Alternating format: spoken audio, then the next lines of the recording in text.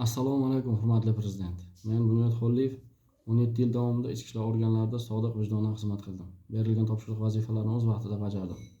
Doim ijobiy tavsiflanganman. Intizomiy jazoim yo'q bo'lishiga qaramasdan 7-may 2023-yilda fuqaroni tuhmat arizasiga ko'ra Qashqadaryo viloyat ichki ishlar boshqarmasi ayrim mas'ul xodimlari menga nisbatan xizmat tekshiruvi o'tkazib, tekshiruv davomida fuqaro shikoyatdagi holatlar o'z tasdig'ini topmagan bo'lsa-da, mendan o'z xohishimga ko'ra ishdan bo'shash to'g'risida bildirgi yozib berishimni talab qilishdi.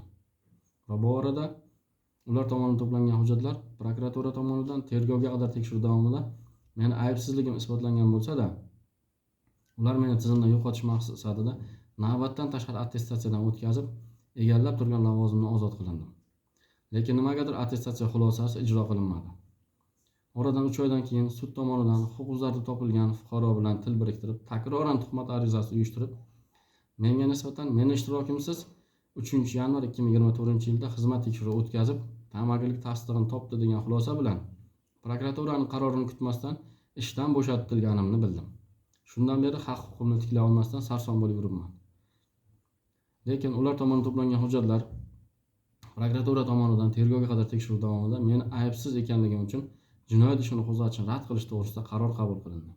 Hurmatli prezident, sizdan iltimos, meni holatimni chuqur va xolisona o'rganib chiqishlari uchun tegishli mas'ullarga ko'rsatma va topshiriq berishingizni iltimos qilib so'rayman.